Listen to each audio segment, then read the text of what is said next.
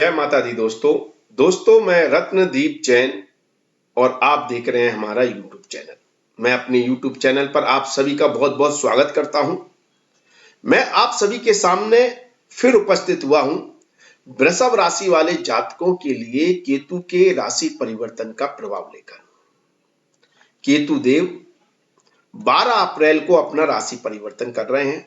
वृषभ राशि वाले जातकों के लिए अभी वर्तमान में सप्तम भाव में गोचर कर रहे हैं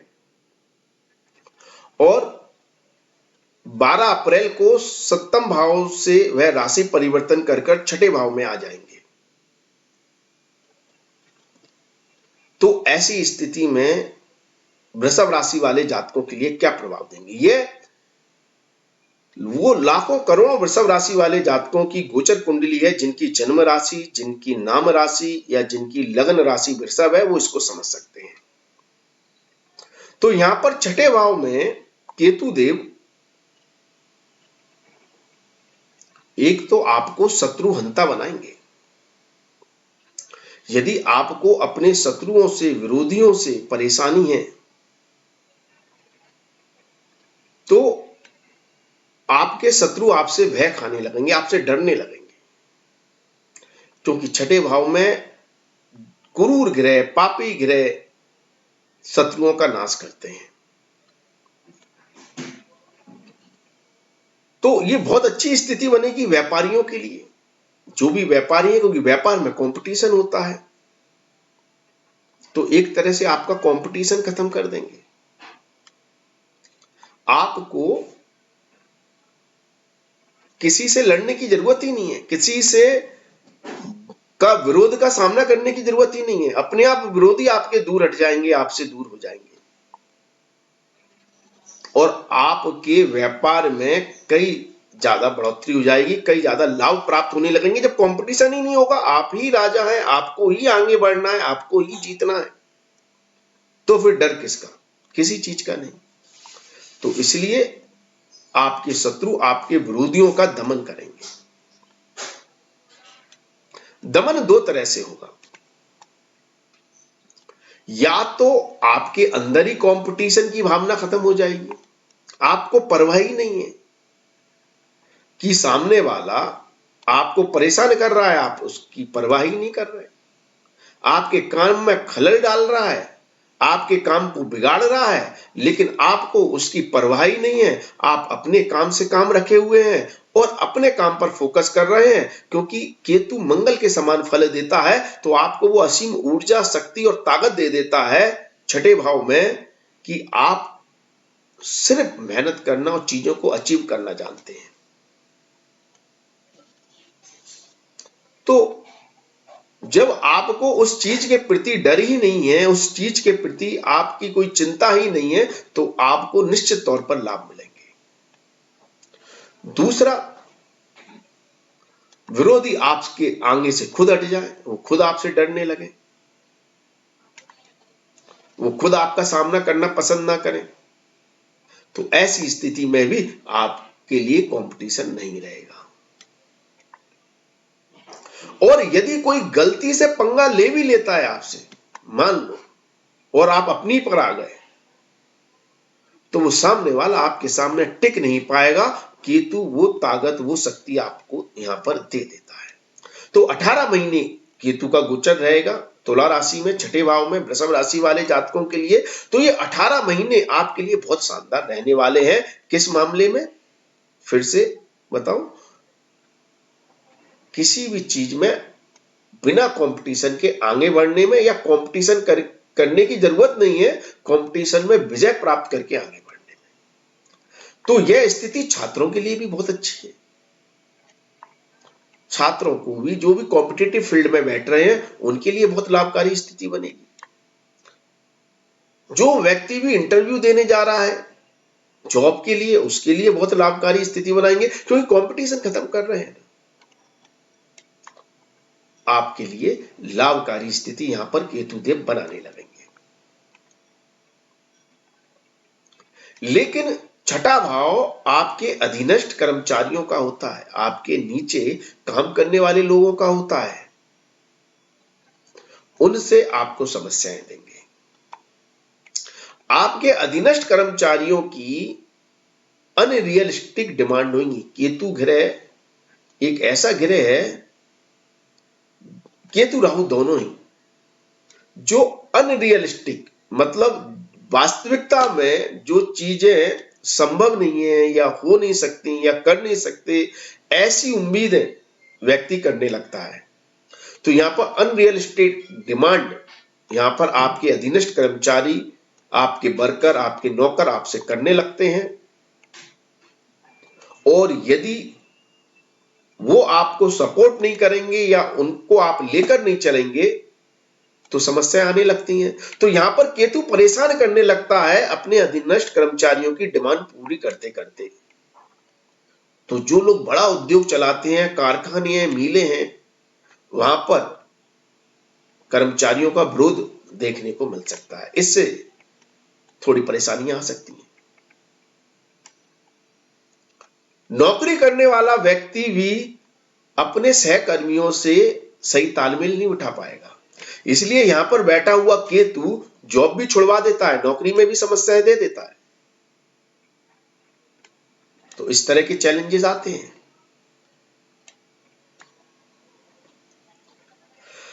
अब बात करते हैं, केतु यहां पर बैठा हुआ है शुक्रदेव की राशि में, और शुक्रदेव हैं भौतिक सुखों के कारक ग्रह, भौतिक सुखों को देने वाले, कंफर्ट लाइफ को देने वाले, ऐशो आराम को देने वाले। केतु यहां पर कंफर्ट लाइफ से विमुख करता है। अब ये एक पेचीदा क्वेश्चन हो गया कि अगर कंफर्ट लाइफ, ऐशो आराम की जिंदगी से अगर आपको विमुख करेगा तो फिर आपको रंग से राजा कैसे बनाएगा? वो इसलिए बनाएगा कि जातक के अंदर आराम करने की टेंडेंसी अपने आप ही ऑटोमेटिकली कम हो जाएगी। उसको मतलब आराम सुहाएगा नहीं, आराम नहीं सुहाएगा मतलब जातक फ्री नहीं बैठेगा।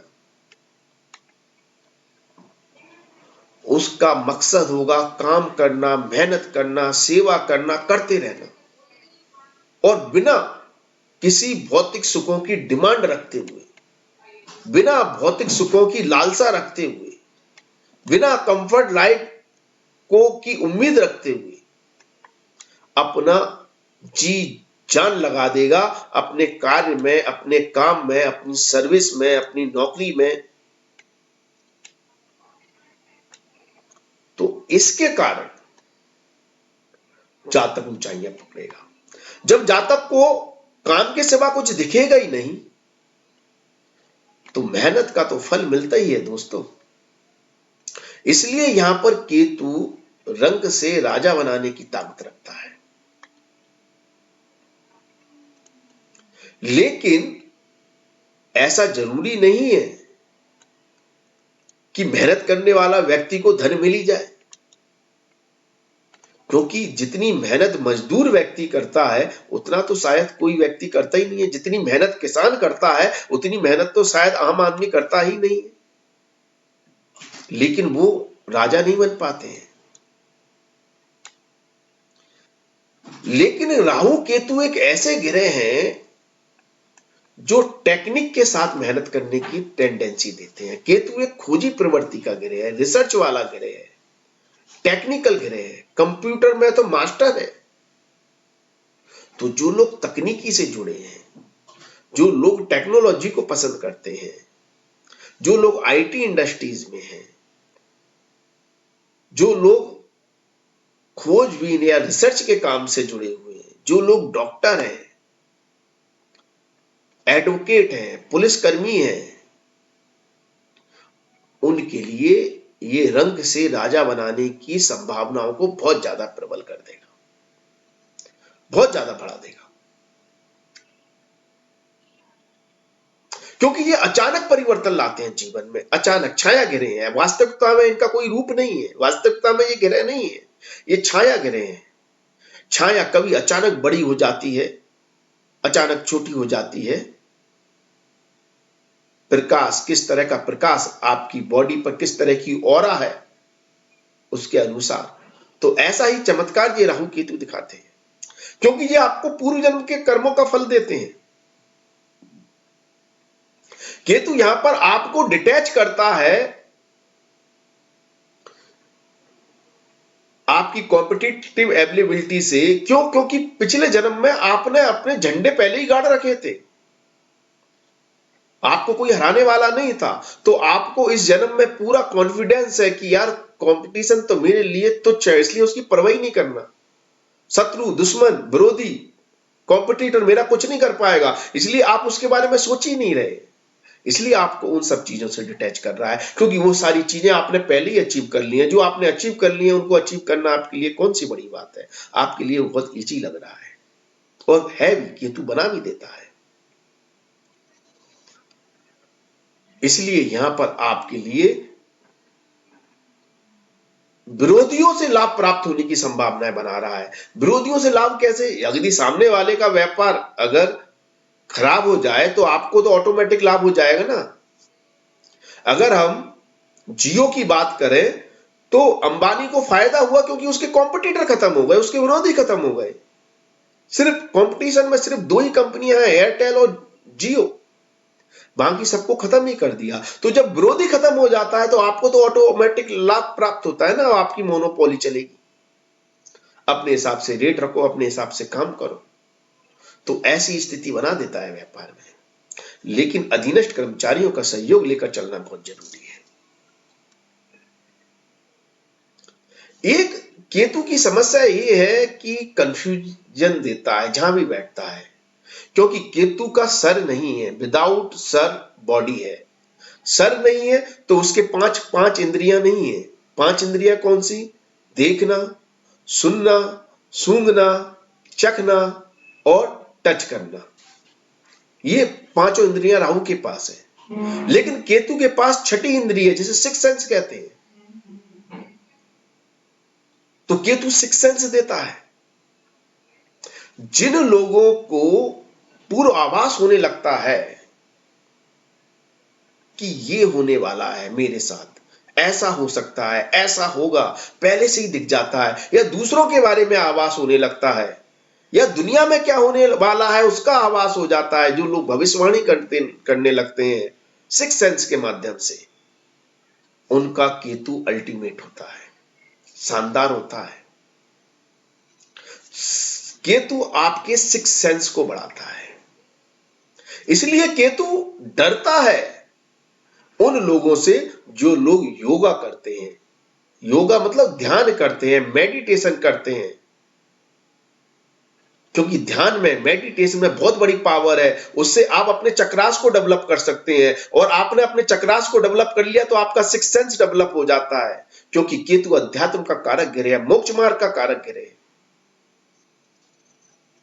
तो जब आप अपने चक्रास को डेवलप कर लेते हैं, अपने सिक्स सेंस को डेवलप कर लेते हैं, तो केतु आपका जन्म कुंडली में कितना भी खराब हो, गोचर में कितना भी खराब हो, आपका बुरा कर ही नहीं सकता, क्योंकि वो डरता है। सिक्स सेंस डेवलप हो गया आपका, आपका योगा, आपकी मेडिटेशन, आपका ध्यान, आपका स्वाध्याय से आपकी इनर पावर डेवलप हो गई, तो केतु आपका अपने आप पावरफुल हो गया। तो इसलिए ध्यान, मेडिटेशन बहुत बड़ी रेमेडीज होती है केतु को ठीक करने की। जो लोग मेडिटेशन करते हैं, ध्यान करते हैं, उनका कभी भी केतु नहीं कुछ बिगाड़ता। और छठा भाव तो वैसे भी वृषभ राशि वाले जातकों के लिए शुक्र राशि स्वामी भी होता है, और उसकी दूसरी राशि में केतु बैठा हुआ है। तो ऐसे लोग यदि कोई ऐसा इंस्टीट्यूट चलाते हैं, मेडिटेशन, योगा वाला, या जिम का, या शारीरिक परिश्रम से जुड़ा हुआ कोई भी इंस्टीट्यूट चलाते हैं, तो बल्ले बल्ले है, आपकी काया पलट करने के लिए केतु आया है। अब ये मान के चलिए 12 मार्च अप्रैल से आपके जीवन में जो प्रभाव देने वाला है। बात मैं कर रहा था कि केतु भ्रमित करता है, भ्रम देने वाला ग्रह है। तो यहां पर आपके कर्मचारियों, आपके नौकर चाकरों, आपके अधीनस्थ कर्मचारियों को लेकर आपको भ्रमित करेगा, क्योंकि उसके पास दिशा नहीं है, उसके पास आंखें नहीं है। तो आपको समझ में नहीं आएगा कि आप क्या डिसीजन लें। आपके सामने कई सारे रास्ते हैं, आपको मालूम ही नहीं है आपके लिए किस रास्ते पर जाना ठीक है। तो भ्रम की स्थिति पैदा कर देता है और यहां से भटकाना शुरू कर देता है यदि खराब हो जाता है तो।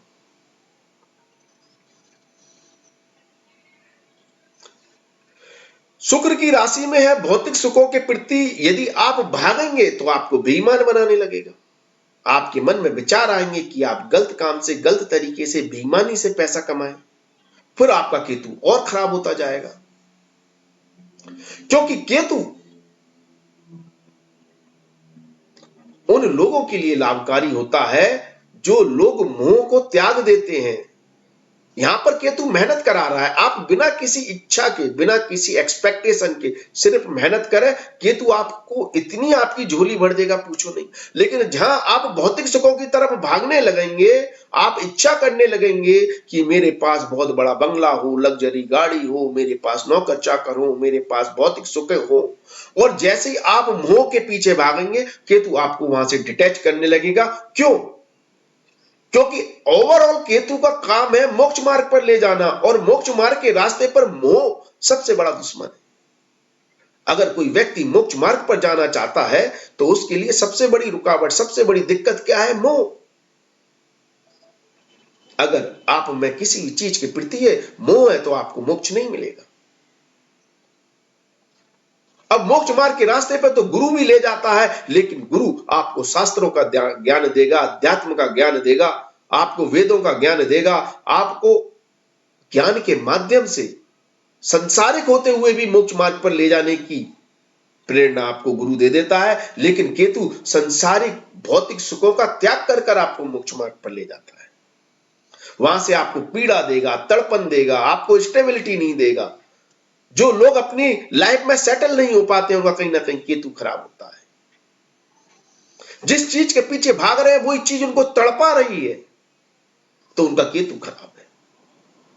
तो केतु आपको, आप जितना मोह के पीछे भागेंगे केतु आपका साथ देगा नहीं, आपका खराब होता जाए खराब होता जाएगा और आपको समस्याएं देने लगेगा।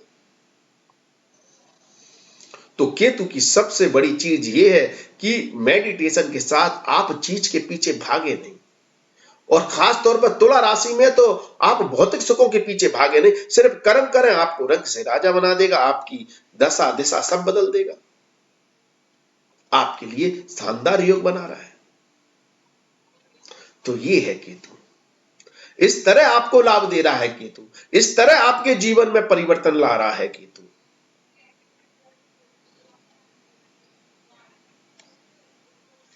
केतु अगर कहते हैं किसी के पीछे लग जाए तो व्यक्ति को तड़पाता हुआ छोड़ देता है, लेकिन उसी व्यक्ति को जो मोह को नहीं छोड़ पा रहा है, जो बिना फल के काम नहीं कर पा रहा है।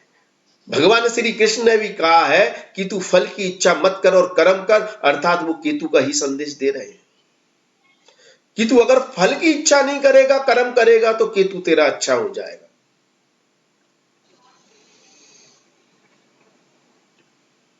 और जहां तू फल के पीछे भागेगा केतु बिगाड़ने लगा, क्योंकि केतु को तुम्हें लेसन देना है कि ये चीजें तुमने लास्ट पिछले जन्म में अचीव कर ली थी और इससे मिला क्या तुम्हें? कुछ नहीं। तो अब तो मोक्ष मार्ग को समझ लो, अब इन चीजों का त्याग करो, इनके पीछे मत भागो, और नहीं भागोगे तो मिल जाएंगे।